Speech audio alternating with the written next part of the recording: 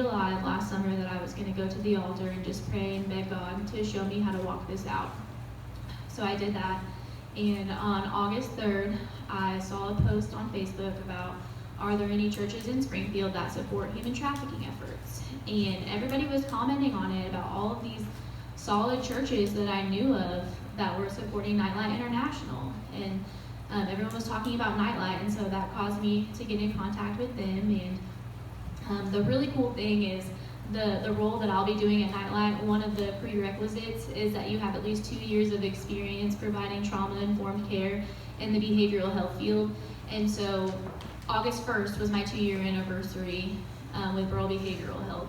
And then August 3rd is when I got in contact with NightLight. And so I'm like, okay, Lord, I finally understand why you made me wait so long. And but I went through the process of becoming a volunteer at first. And I mean, come to find out, these guys have been doing the exact type of ministry that the Lord's called me to in my own backyard for the past 13 years, and I didn't even know about it. And so I've been able for several months now to be able to do outreach with them and go and get alone with these ladies in the dressing room and share my testimony with them and share the gospel with them. And it's been amazing to see all the divine appointments that the Lord has scheduled.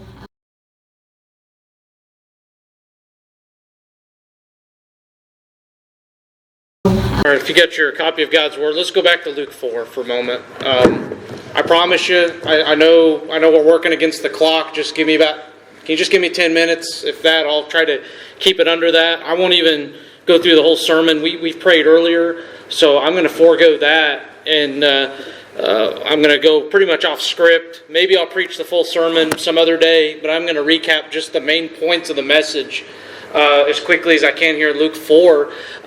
One of the things I thought about when Kaitlyn came to Angie and I a while back, because I can remember in some Sunday school material that Lifeway puts out, they talked about human trafficking. And it's been something that's been put out there. But this is a unique opportunity because this is somebody that we've had this morning with us that's burdened about it. And she's really trying to do something about it. And I hope that you see in our text, I'll read this here again here in a moment, but the idea here is to have some motivation for other people to be influenced. Because there's so many people that are under captive this morning. Kaitlyn shared stories about people that are in the entertainment industry that are captive. There's people that are captive in drug addiction this morning. There's people that are captive in their sin. And maybe there's just something going on in our lives today where even if you're a saved person, there's something that might be entangling you this morning. Here, let's see again here in Luke chapter 4, 18 and 19. It says that Jesus says here that the Spirit of the Lord is upon me, because He hath anointed me to preach the gospel to the poor. He hath sent me to heal the brokenhearted, to preach deliverance to the captives, for the recovering of sight to the blind, to set at liberty them that are bruised, to preach the acceptable year of the Lord. So a couple things to think about. And once again, I may re-preach this someday, but I want to give you some things to take home this morning. Number one is I want you to see here that Jesus came with power. And Jesus Himself had to come with power. Kaitlyn needs power to go out to do what she's going to do. And that's through prayer. That's through churches encouraging her. That's how God's going to work. That's her investing in getting the equipping that she needs, which she's done some of that. But when we go and try to give the gospel, we've got to go with some power. We can't go with anger. We can't go with frustration. Those things drain us. Sometimes even our burdens can drain us. But Jesus went with power. Zechariah chapter 4 verse 6, the prophet Zechariah says they're not by might nor by power. Now when he says power, he's talking about the human power, the might of the flesh, but by my Spirit, saith the Lord of hosts. If Jesus needed the Spirit's power, so do we. We can't fight spiritual darkness like trafficking, addictions, or any type of sin without being Spirit filled. In fact, tonight I hope you'll come back tonight at 6. We're going to talk about the doctrine of sin. That's not something that's boring that somebody like Joel learns in seminary. Sin is something we need to be acquainted with and understand in our lives, the weight of it and the power of sin. Like Kaitlyn said so beautifully when she was recapping her testimony, that these things that happen, these addictions that people go through, these things that happen, it's not because they have an addiction problem, it's a sin problem. Now, a lot of us, let's be honest, if we've grown up in church, we've learned to hide our sin. So much to the point we don't even acknowledge that there's a sin problem, because we found a way to mask it. And that limits our power too. Notice, secondly, I told you I was going to be brief. Jesus came to and for the broken. It says here in our text that he had the Spirit of the Lord. He was anointed to preach the gospel to the poor, and that he was sent to heal the broken-hearted. Jesus didn't come for the self-righteous. He came after the hurting. He came after the forgotten. The word bruised literally means to be crushed or shattered. If you're expecting to grow Mount Zion Baptist Church, hoping that people that have been saved for 50 years and they've been discipled, and maybe they've even taught a Sunday school class, they're just going to fill our rooms, that's not going to happen. Now, there may be some that can't come. That's from that. But if you're going to truly do ministry, and if you're truly going to try to help people be set set free from being in some sort of bondage, they're going to be messy. They're going to have problems. They're going to have hurts in their lives. They're not going to come to me like, well, I've had a Sunday school teacher for the last 50 years, and I've really got some things figured out. No, friends, if we're going to reach people, we're going to be dealing with people that are broken, that have got some things going on, and when you listen to them, your head might spin because you might think, my soul, I can't even relate to that. And that's okay. What's not okay is to be like, okay, I'm running away. That's not okay. We've got to be willing to pray for the broken. Even if you don't know what to say, be a friend. Learn to be a friend to these people that are in chains. Don't feel like, well, I've got to have my sermon and my Bible lesson all ready to walk you out of that. Be a friend. That's where it starts at. Is be a friend.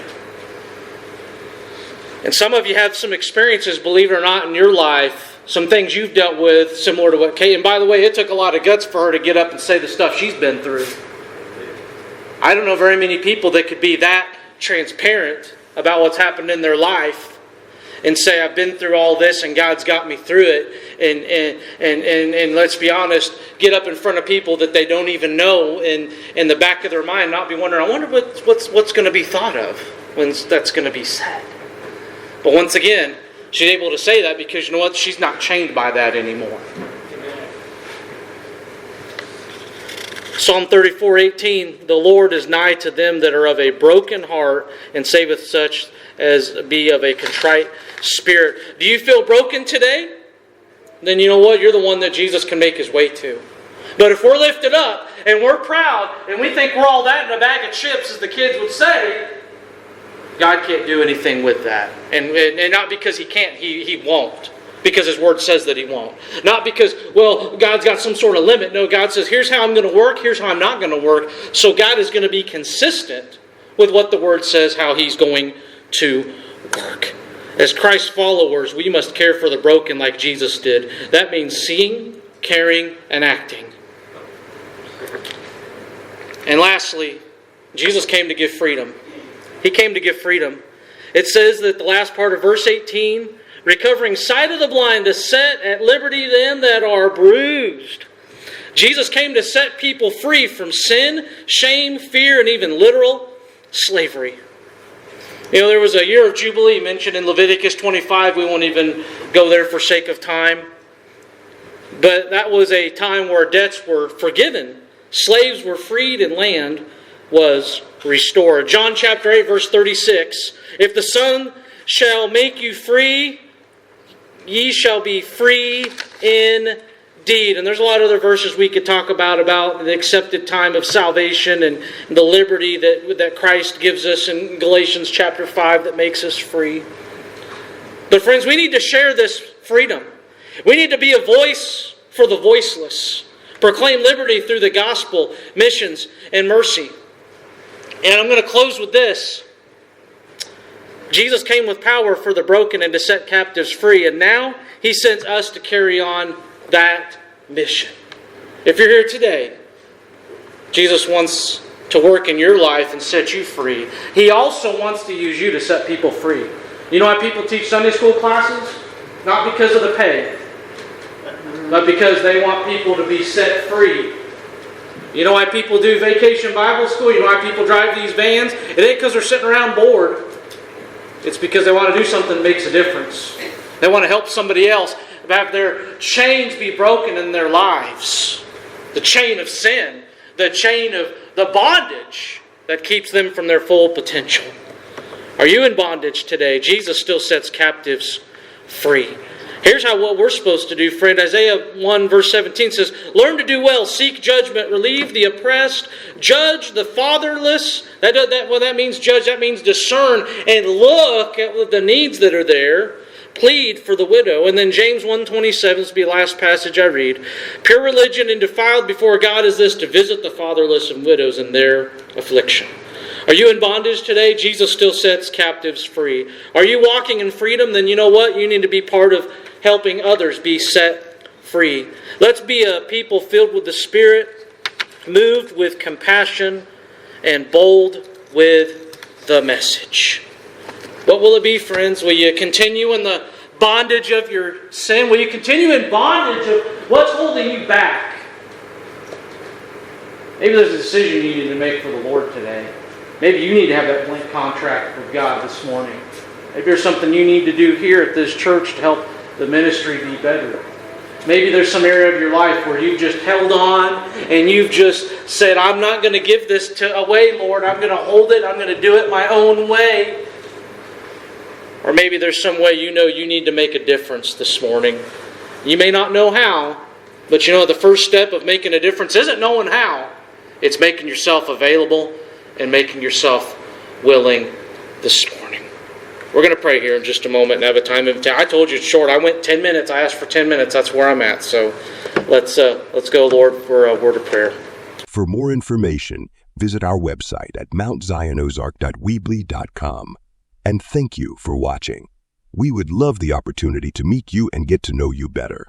Feel free to come visit during one of our services. Have a blessed day.